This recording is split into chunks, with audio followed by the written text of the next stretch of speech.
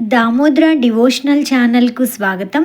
ఈరోజు తిరుప్పావైలో 23వ పాసురం మారిమలై ముళంజిల్ అనే పాసురము అత్యంత గంభీరమైంది. ఇప్పటి వరకు ఏం జరిగింది? నిన్న స్వామి కళ్ళు తెరిచారు. మరి పడుకొని ఉంటే సరిపోతుందా? మన కష్టాలు వినాలంటే ఆయన లేచి కూర్చోవాలి కదా. అందుకే ఈరోజు గోపికలు ఒక డిమాండ్ చేస్తున్నారు. స్వామి, నువ్వు ఆ పడక గది నుంచి బయటకి రా, నడిచి రా, వచ్చి ఆ సింహాసనం మీద కూర్చో, అప్పుడు మా కష్టాలు చెప్పుకుంటాం అంటున్నారు. కానీ ఆయన ఎలా రావాలంటున్నారు? ఒక సింహంలాగా రావాలంట. ఈ పాసురంలో కృష్ణుణ్ణి సింహంతో పోల్చడం వెనుక ఒక పెద్ద సినిమాటిక్ విజువలైజేషనే ఉంది. సీక్రెట్స్ అన్నీ ఈ పాసురంలో మనం చూద్దాం. దామోదర డివోషనల్ ఛానల్కి స్వాగతం. ఎవరైనా మన ఛానల్ని ఫస్ట్ టైం చూస్తున్నట్లయితే సబ్స్క్రైబ్ చేసుకోండి. వీడియో నచ్చినట్లయితే లైక్ చేయండి. నీలాదేవిని ఆశ్రయించి ఆమె ద్వారా వేరే గతి లేక నీ సన్నిధి చేరి పడి ఉండే వారిలాగా అనన్య గతితులమై మేం వచ్చాము అన్నారు కదా నిన్న. ఇది విన్న స్వామికి బాధ కలిగింది. నీలాదేవి ప్రక్కగా ఉండగా నా వాళ్ళై ఉండి గతిలేని వాళ్ళం అనుకోవడం తప్పు. వీళ్ళ కోరిక తీర్చడంలో కొంచెం ఆలస్యమైపోయింది అని కృష్ణుడు పరితపించాడట.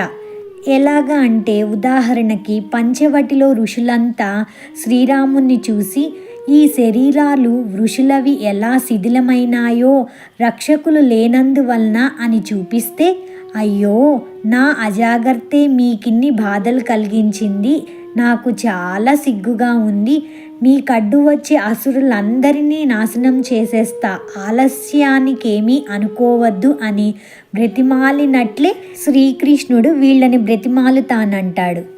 లంక వదిలి ఆకాశంలో నిలబడి ఆత్మార్పణ చేసిన విభీషుణ్ణి గురించి కోతులందరికీ నచ్చచెప్పి అంగీకరించవద్దనిన సుగ్రీవుణ్ణి పంపించి విభీషుణ్ణి రప్పించి, అంత ఆలస్యమైనందుకు నన్ను అపార్థం చేసుకోకు రా సోదరా అని కళ్ళతోటే అతన్ని త్రాగేస్తున్నట్లుగా దగ్గరకు తీసుకొని ఓదార్చాడు రాముడు.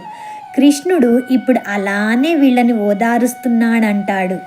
ఏమి సత్కరించని గుహుడు తనని ఎదుర్కోవడానికి 2 అడుగులు వేసి రాగానే, అబ్బా అన్ని పూజలు పూర్తయ్యాయి లేవయ్యా చాలు అంటూ గుహుడు రావడమే మహా గొప్ప అని రాముడు అనుకున్నట్లు, ఇక్కడ గోపికలంత మంది ఇలా నడిచి వచ్చి ఎంత శ్రమించారని కృష్ణుడు అడగబోయాడు. పురుషుల కష్టాలకే అంత అండ నిలిచిన నేను మీలాంటి స్త్రీలను ఎలా వదిలేస్తాన్రా? ద్రౌపది కష్టాలు తీర్చేసి అవతారం ముగిస్తూ అన్ని కష్టాలు పడేట్లు చూస్తూ ఎందుకసలు నేను ఊరుకున్నానా? వాళ్ళ బాధలకు నేనే కారణమైనానే అనుకున్నట్లే బాధగా, ఏంరా చెప్పండి, నా భక్తులు గతిలేని వారెన్నటికీ కారు, ఏమిటి కోరి వచ్చారు? తప్పక తీరుస్తా, అమ్మ పురుషకారం కూడా ఉందాయే అని అడిగాడు స్వామి. ఆండాల్ వెంటనే, స్వామి ఇక్కడే ఇప్పుడే చెప్తే తరువాత నిద్రమత్తులో ఉన్నప్పుడేదో చెప్పారు అనేస్తావు, గుర్తులేదు అనేయగలవు, కనుక లేచి సభాస్థలంలో దివ్య సింహాసనం పైకి రా, ఆడిన మాట అది తప్పనీయదు, అక్కడ చెప్తాం అంది. నిజానికి వీళ్ళకి లేచి నడిచే స్వామి అందం చూద్దామనే తప్ప ఎటువంటి కోరికలు లేవు అడగడానికి. ఆయన లేస్తుంటే, ఆగు, ఎలా లేవాలో చెప్తా అని క్రమాన్ని ఆజ్ఞాపిస్తోంది. నిన్న ఎలా కనులు తెరవాలో శాసించింది కదా, ఈరోజు ఎలా లేచి రావాలో శాసిస్తుంది. వీళ్ళ ప్రేమకి లొంగిన స్వామి శాసనానికి లొంగి అలానే చేసేటంత సులభుడైపోయాడు. ఇప్పుడు స్వామి ఎలా నడిచి రావాలో వర్ణిస్తోంది. దానిలో ఉన్న అంతరార్థం ఏంటి, అసలు సృష్టి స్థితి లయలకు ఈ పాసురానికి ఉన్న సంబంధం ఏంటి? మన ఆండాల్ తల్లి అధ్యాపకురాలు కదా, నీలాతుంగ స్తనగిరిలో వస్తోంది కదా, శృతి శ్రత శిర సిద్ధ అధ్యాపయంతి అంటే ఒక టీచర్ అమ్మలాగా శాసిస్తున్నది. ఇప్పుడు ఒకసారి పాసురాన్ని అనుసంధానం చేద్దాం. మారి మలై ముళంజిల్ మన్ని కిడందు రంగుం சீரிய சிங்கம் அறிவித்தொட்டி விழித்து வேரி மயிர் பொங்க எப்பாடும் பேருந்துதறி மூரி நிமிர்ந்து முறங்கி புறப்பட்டு போதருமா போலே நீ பூவை பூவண்ண உன் கோயில் நின்றும் இஞ்சனே போந்துருளி கோப்புடைய சீரிய சிங்காசனத்திறந்து யாம் வந்த కార్యమారాయందరులే లోరెంబావాయ్. ఈ పాసురం సింహం అంటే నరసింహస్వామికి చెందిన పాసురం కాబట్టి రేపు వడపప్పు పానకం అన్నది స్వామికి ఆరగింపుగా నివేదించాలి. ఇప్పుడు ఈ పాసురం యొక్క ప్రతిపదార్థం స్క్రీన్ మీద వస్తూ ఉంటుంది, అందరూ గమనించగలరు. ఈ పాసురం తాత్పర్యం ఏంటి అంటే, వర్షాకాలంన గుహలో 4 మాసాల పాటు నిద్రించిన శౌర్యం కల సింహం మేల్కొని కనులు తెరిచి తీక్షణంగా చుట్టూ చూసి జూలు దులిపి నిక్కబొడిచి 4 తెరగులు పొరలి జూలు దులిపి కాళ్ళు చాపి మూలుగుతూ సాగదీసి వెన్ను లేపి ఒళ్ళు కుదిపి దిక్కులన్నీ పిక్కటిల్లినట్లు గర్జిస్తూ గమనిస్తూ గాంభీర్యము లుట్టిపడే పరాక్రమ ప్రకర్షతో బయలుదేరి బయట కడుగు పెట్టినట్లు, ఓ స్వామి, అతసీ పుష్ప ఛాయతో నీవు కూడా నీ గృహం నుంచి వచ్చి సింహాసనంపై కూర్చొని మా విన్నపములను విచారించవయ్యా అని అంటున్నారు. ఈ పాసురంలో పరమాత్మను మృగరాజైన సింహంతో పోలుస్తున్నారు. అనగా శ్రీ లక్ష్మీ నృసింహస్వామి అనే అర్థం చేసుకోవాలి. ఓ అలాగే నృసింహంలాగానా రాఘవసింహంలాగానా ఎలా రావాలి అని అడిగారు స్వామి. అమ్మో, మేమేమి హిరణ్యకశిపులమా రావణునమా? ఆ సింహాలు పోలికకే తప్ప క్రౌర్యానికి కాదు. నిన్ను నీవు మరిచావా స్వామి? నీవు అతసీ పుష్పం కంటే సుందరుడవు, సుకుమారుడవు కదా. పుష్పంలో పరాక్రమం లేదు, సింహంలో సౌకుమార్యాదులు లేవు. నీలో ఆ 2 ఉన్నాయి. అవి ప్రదర్శితమయ్యేట్లు దర్శనమియ్యి అన్నారు. సరి అయితే రండి, లోనికి వచ్చి సేవించండి అన్నాడట. స్వామి మేల్కుంటుంటే చూచాం. ఎప్పుడు? నిన్నటి పాసురంలో. ఏమి అందమో! ఇక ఈ నడక సౌందర్యం కూడా సేవించవద్దా? కనుక ముందు నందగోప భవనం అన్నాం కదా, ఇప్పుడు నీ ప్రాప్య దశలో నీ భవనమిది. దానిలో నుంచి నీవు అడుగులిడుతూ నడిచి ఇలా విచ్చేయాలి. ఎలా నడవాలో కూడా నేర్పుతోంది మన ఆండాల్ ఈ పాసురంలో. శార్దూల సింహ గజ వృషభ గమనములు కల చతుర్గతి నడక చక్రవర్తివి నీవు. వృషభ గర్వము, గజ గాంభీర్యము, సింహ తేజస్సు పరాక్రమాలు, పులి చమత్కారపు దూకుడు నీ నడకలో మేం సేవించాలి నడిచాడు స్వామి. ఎన్ని అడుగుతున్నారో చూడండి. వృషభం యొక్క గర్వంతో, గజం అంటే ఏనుగు యొక్క గాంభీర్యంతో, సింహం ఎలా అయితే తేజస్సు పరాక్రమాలు ఉంటాయో అలాగా, పులి ఎలా అయితే చమత్కారపు దూకుడు ఎలా దూకుతుందో అలాగా మిమ్మల్ని నడుస్తుంటే సేవించాలి స్వామి అని చెప్పి ఎంత బాగా వర్ణించి పలుకుతున్నారు. ఆపై నువ్వు కూర్చొని అందము చూడవద్దు స్వామి అని చెప్పి చెప్తున్నారు. ఇప్పుడు నెక్స్ట్ సింహాసనం ఎలా ఉంది అని చెప్తున్నారు.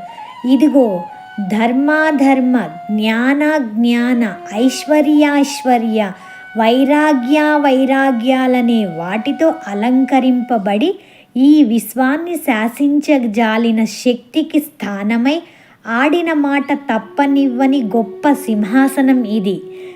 ఎవరి అడ్డు అక్కడ లేదు. దానిపై నీవు కూర్చో.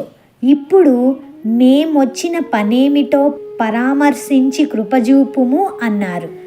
అప్పుడే అడిగే వచ్చి ఏం కావాలో అని.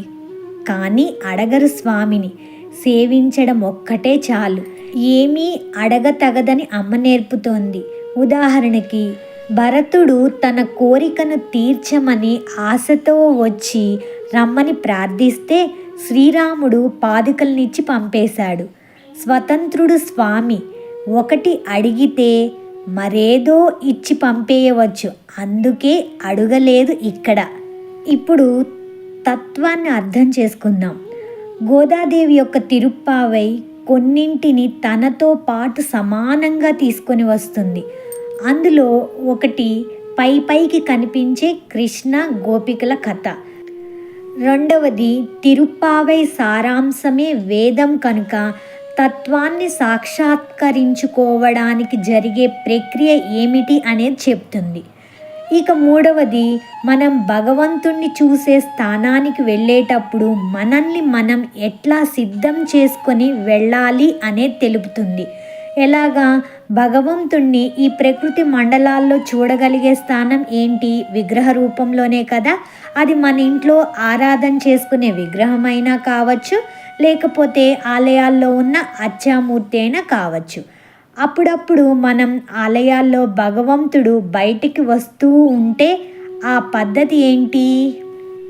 ఊరేగింపు లేదా పురప్పాటికి వచ్చారు అంటాం కదా.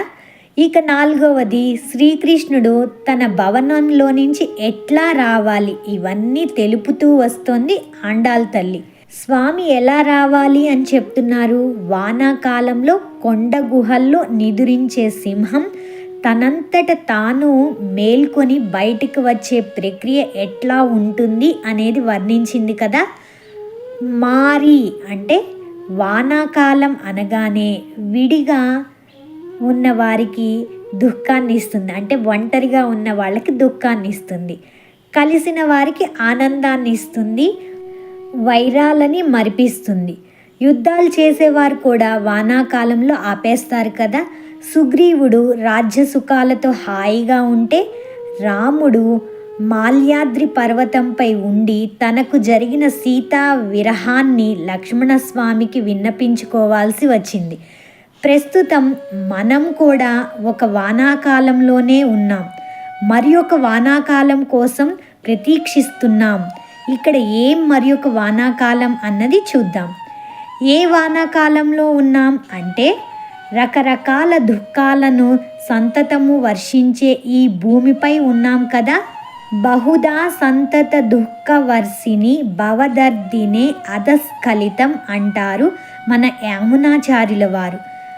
ఈ సంసారం అనే అరణ్యంలో దారి తప్పి సంచరిస్తున్నాం. అవివేకం అనే కారు మబ్బులు జ్ఞానమనే సూర్యుణ్ణి కప్పుకొని దారి తప్పిపోయాం. వివేకం అంటే విడదీసి బ్రతకడం. దేన్ని విడదీసి అంటే ఆత్మను మరియు శరీరాన్ని వేరుగా చూసి బ్రతకడం. ఇలా బ్రతకకపోవడమే అవివేకం. దీనివల్ల మనకేమొస్తుంది? నిరంతరం అనే దుఃఖం వర్షిస్తుంది. దానివల్ల మనకి సూర్యుడు కనపడమే లేదు. మనలోని అజ్ఞానం మనల్ని ఎప్పటికీ వదిలి ఉండని అచ్యుత భానుణ్ణి కనిపించకుండా చేస్తుంది. మరి ఆ మబ్బుల్ని మనంతట మనం తొలగించగలమా? ఏ మబ్బులు? అజ్ఞానం అనే మబ్బుల్ని మనం తొలగించుకోగలమా? లేదు కదా. మరి ఆ సూర్యుడే తనంతట తాను మనకి కనిపించే ప్రయత్నం చెయ్యాలే తప్ప మనం ఆయన్ని చూడలేం. అందుకే మాం అవలోకయ అచ్యుత అని ప్రార్థిస్తారు. నేను నిన్ను చూడలేను, నీవే ఆటంకాలను తొలగించు అలా ప్రార్థిస్తూ మరి ఒక వాన కావాలి అని మన పూర్వులు కోరుతున్నారు. అదేంటంటే త్వదీక్షణ సుధా సింధు విక్షేప పసీకరైః కారుణ్య మారుతా నీతైః శీతలైః అభిషించమాం. అంటే హే భగవాన్, నీ చూపులే సాగరములు, అందులో కారుణ్యం అనే గాలులు వీస్తుంటాయి. సముద్ర జలాలు గాలిలో తేలుతూ ఒడ్డున ఉండే వారికి సోకి ఎంతటి ఆహ్లాదాన్ని ఇస్తాయో అలాగే నీ చల్లని నేత్రాల ద్వారా నీ దయని కురిపించి ముంచెత్తు. ఈ వానను కోరుకుంటున్నారు మన ఆండాళ్ తల్లి. అలాంటి వానాకాలంలో ఇప్పుడు ఆండాళ్ తల్లి ఈ సింహం ఎలాగైతే మృగరాజైనట్లుగా సాక్షాత్తు జీవులకు రారాజైన ఆ భగవంతుణ్ణి భావిస్తుంది. సింహం ఎలాగైతే గుహంలోంచి బయటకు రావడం అనేది మన ఆలయాల్లో నుంచి ఉత్సవమూర్తి బయటకు రావడమా అన్నట్లు చెప్తోంది. ఉత్సవమూర్తి బయటకు రావడం ఎందుకు వస్తారండి? అదే అర్చామూర్తి అనుకోండి, కదలలేరు, అక్కడే ఉంటారు. చూడగలిగిన వాళ్ళు మాత్రమే వెళ్ళి చూస్తారు. అదే ఉత్సవమూర్తి బయటకు పురప్పాటుకు వచ్చినప్పుడు అందరినీ అనుగ్రహిస్తారు. ఆయన చల్లని చూపు మనందరి మీద పడుతుంది. శ్రీరంగంలో పురప్పాటి కంటే ఊరేగింపుకు వచ్చినప్పుడు స్వామిని మోసేవాళ్ళు 16 మందో ఏమో ఉంటారండి. వాళ్ళు ఎంత అందంగా స్వామిని ఇటు నుంచి అటు, అటు నుంచి ఇటు ఒక పాదం, వాళ్ళ పాదాలు కదులుస్తూ ఉంటే స్వామి అందంగా నాట్యం చేస్తున్నట్లు ఎంత అందంగా ఉంటారో అండి. సీర్యసింగం అంటే స్త్రీతో కూడుకున్న స్వామి. అయితే స్వామి సంకల్ప విశిష్టుడై ఉంటాడు కదా. ఇప్పుడే సృష్టి రహస్యం రాబోతుందండి. సృష్టికి పూర్వదశ కూడా నిర్గుణ దశ కాదు అని ఉపనిషత్తులు చెప్పినట్లుగానే ఆండాళ్ తల్లి ఇక్కడ సీర్యసింగం అని చెప్తున్నారన్నమాట. సృష్టి పూర్వదశ నుంచి సృష్టి తర్వాత దశ వరకు ఆండాళ్ స్వామిని సింహంతో పోలుస్తుంది. అది ఎట్లా అని చాందోగ్య ఉపనిషత్ వర్ణిస్తుంది. సృష్టికి ముందు భగవంతుడు ఒక సంకల్పం చేస్తాడట. ఆ సంకల్పం తడైక్షత బహుశ్యాం ప్రజా ఏయేతి అంటే నేనే నా నుండి అనేక మంది తీర్దునుగాక అనుకుంటాడట. ఇక సృష్టి చేయడం ఎలా అంటే త్రివుత్కరణం అని చెప్తారు. మొదట తనలోంచి తేజస్సును తీస్తాడు, తేజస్సులోంచి జలాన్ని తీస్తాడు, జలంలోంచి పృథ్వీని తీస్తాడు. ఇక వీటిని సగం సగం సగం భాగాలుగా చేస్తాడు. ప్రతి రెండో భాగాన్ని మళ్ళీ సగం సగం చేస్తాడు. ఇప్పుడు ప్రతిదీ ఎన్ని భాగాలైంది? ఒక పెద్ద భాగం 2 చిన్న భాగాలుగా అయ్యింది. ఇక అన్ని భాగాలు ఒక్కో దానిలో వచ్చేటట్లుగా పంచి 3ంటిని సిద్ధం చేస్తాడు. అయితే ప్రతి దాంట్లో ఏదో ఒక భాగం ఎక్కువగా ఉండి మిగతావి 2 తక్కువగా కలిగి ఉంటాయి. ఇవన్నీ కలిపి ఒక అండం క్రింద తయారు చేస్తాడు. దీన్నే ఇప్పుడు చెప్తున్నాం కదా బిగ్ బ్యాంగ్ అని. ఇప్పుడు చెప్తున్నది అదే. యుగపత్ సృష్టి కార్యం, ఒక్క చిటికలో సృష్టి కార్యం జరిగిపోయింది. అనేక కోట్ల అండాలు బయటకు వస్తాయి. అలా బయటకు వచ్చిన ఒక అండంలో ఒక గోళమే ఇప్పుడు మనం ఉంటున్నది. ఈ బయటకు వచ్చిన ప్రతి అండంలో ఒక బ్రహ్మను పెడతాడు. ఆ బ్రహ్మ శరీరంలోంచి 11 ప్రజాపతులను బయటకు తీస్తాడు. ఇంతవరకు తాను నేరుగా చేస్తాడు. దీన్నే అద్వారక సృష్టి అంటారు. తరువాత బ్రహ్మకు వేద ఉపదేశం చేసి ఇకపై బ్రహ్మ ద్వారా సృష్టి చేస్తాడు. ఇదే సద్వారక సృష్టి అంటారు. ఇక బ్రహ్మ సృష్టించాక అన్ని వస్తువులలో అంతర్యామి అయి తానుంటాడు. ఎవరుంటారు? స్వామి అందరిలో అంతర్యామిగా ఉంటారు. ఈ కార్యాన్నంతా ఆండాళ్ తల్లి ఇక్కడ చెప్తున్నారు. ఒక సీర్యసింగం అంటే సంకల్ప విశిష్టుడైన స్వామి. సింహం ఎలాగైతే తనంతట తాను లేచిందో, సృష్టి ఎవరో ప్రేరేపిస్తే చేసేది కాదు, తనంతట తాను ఐచ్ఛికంగా చేసేది. ఇక సింహం ఎలాగైతే తన తీక్షణమైన కళ్ళు తెరిచిందో, పరమాత్మ తనలోంచి తేజస్సును బయటకు తీస్తాడు. సింహం తన జూలును విప్పార్చి తన పరిమళాన్ని అన్ని వైపులా వెదజల్లినట్లే. అయితే శాస్త్రం గంధవతి పృథ్వీ అని చెప్తుంది కదా. పరమాత్మ పరిమళం కల భూమిని దానిలోంచి నీటిని బయటికి తీస్తాడు. ఇక సింహం పడి అన్ని వైపులా పొర్లుతున్నట్లు పరమాత్మ త్రివుత్కరణం చేస్తాడు. ఇక సింహం ఎలాగైతే సాగిందో పరమాత్మ తన సృష్టి కార్యాన్ని సాగించాడు. ఏర్పడ్డ ఒక్కో అండంలో ఒక్కో బ్రహ్మ ఉంచాడు. సింహం ఎలాగైతే గర్జించిందో తాను బ్రహ్మకు వేదాలను ఉపదేశం చేశాడు. ఇక సింహం తన యాత్రను ముందుకు సాగించినట్లే పరమాత్మ అన్నింటిలో అంతర్యామి అయి ఉన్నాడు. ఇక్కడ గోదాదేవి నాభిస్థానంలో పవళించి ఉన్న ఆ అంతర్యామిని తన హృదయ సింహాసనంలోనికి నిలిచి ఉండేలా రమ్మని భావిస్తుంది. ఆలయాల్లో ఉత్సవ విగ్రహం పురప్పాటికి బయలుదేరినట్లుగా కూడా భావిస్తుంది. ఇప్పుడు అర్థమైందా అండి? సింహం లేచేటప్పుడు జరిగే ప్రక్రియ స్వామి సృష్టి ప్రక్రియకి ఇక్కడ సంబంధం ఎలాగా వివరించారు అన్నది ఇప్పుడు ఒకసారి గుర్తు చేసుకోండి. సింహం ఎలా అయితే గర్జించిందో స్వామి ఏం చేశారు? బ్రహ్మకు వేదాలను ఉపదేశం చేశాడు. అలాగే సింహం తనంతట తాను ఎలా అయితే లేస్తుందో ఇక్కడ స్వామి ఏం చేశారు? ఎవరో ప్రేరేపిస్తే చేయలేదు, తనంతట తాను ఐచ్ఛికంగా చేశారు స్వామి. ఏమంటున్నారు ఇంకా? గర్భాలయాల్లో ఉండి మూర్తి కదలడు కనుక కదిలే రూపంలో ఉత్సవ విగ్రహంగా మాకు దర్శనం ఇవ్వు స్వామి అని చెప్తున్నారు. అతసి పుష్పం వంటి సౌందర్యం కలవాడా, నీ కోవెల నుండి అంటే ఓంకారం అనేది స్వామి ఇల్లు కదా. ఆ వేదతత్వం అనేది బయటికి రావాలి, తన స్థానాన్ని ప్రదర్శించాలి. ఇక ఆలయాల్లోంచి ఉత్సవమూర్తికి బయటికి రావాలి. ఇక కృష్ణుడు తన మందిరంలోంచి బయటికి రావాలి. ఇన్నింటిని ఆండాల్ భావిస్తోంది. ఇలానే రావాలి అని చెప్తుంది మన ఆండాల్. ఎవరైనా అందంగా నడిచి వస్తున్నారనుకోండి, ఆ నడకని దేంతో పోలుస్తారు? హంస నడక అంటారు కదా. వయ్యారి హంస నడక దాన అని పాట కూడా ఉంది కదా. అలాగా పరమహంసలే నడక నేర్పగలిగేవి కదా. కానీ ఇక్కడ శ్రీకృష్ణుడికి తాను ఎలా నడవాలి అని కూడా నేర్పుతుంది మన ఆండాల్ తల్లి.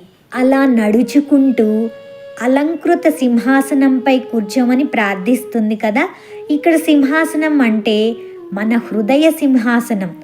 జ్ఞాన అజ్ఞాన, ఐశ్వర్య అనైశ్వర్య, ధర్మ అధర్మ, వైరాగ్య ఇహ్యాదులు అన్నీ కలిసి ఉండే ఈ ఆసనంలో నుంచి సృష్టికి కావలసిన స్పృజ్య వస్తువులు వస్తూ ఉంటాయి.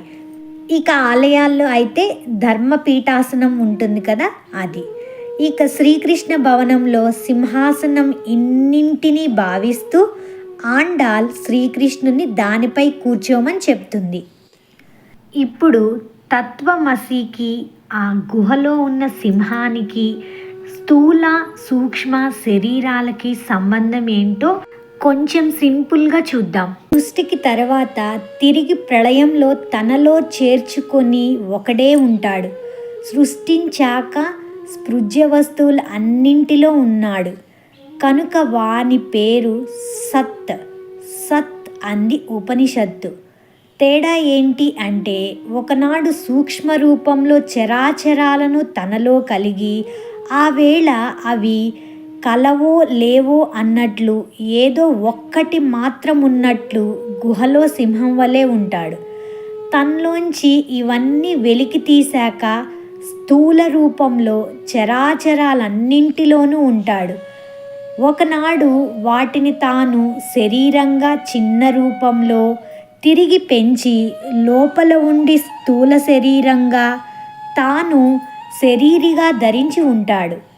ఈ కనపడే చరాచరములన్నీ అతనిలో నుంచే వచ్చాయని ఆ ఉపనిషత్ చెప్పింది. సింహంలో పరాక్రమం, జూలు యొక్క గంధం అలాంటివి బయట నడిస్తే తెలిసినట్లు ఇప్పుడు అప్పుడు కూడా తాను వీటన్నింటితో కూడి ఉంటాడని ఆ ఉపనిషత్ ముందు దశని తత్ అనిన్ని, ఇప్పటి విస్తరించిన దశను త్వం అని తెలిపింది. మనమందరము అలానే అతన్ని మనలో ఆధారంగా కలిగి ఉన్నాము అంటూ తత్వమసి వాక్యార్థాన్ని ఆ ఉపనిషత్ 9 సార్లు చెప్పింది. మన ఆండాల్ దాన్ని సింహంతో పోల్చి రమణీయంగా వర్ణించింది ఈ పాసురంలో. ఇప్పుడు సూక్ష్మ రూపం అంటే ఏంటి? అందరం ఆయనలోనే ఉన్నప్పుడు, ఈ చరాచరాలు అన్నీ కూడా తనలోనే ఉన్నప్పుడు దాన్ని సూక్ష్మ రూపం అంటాడు.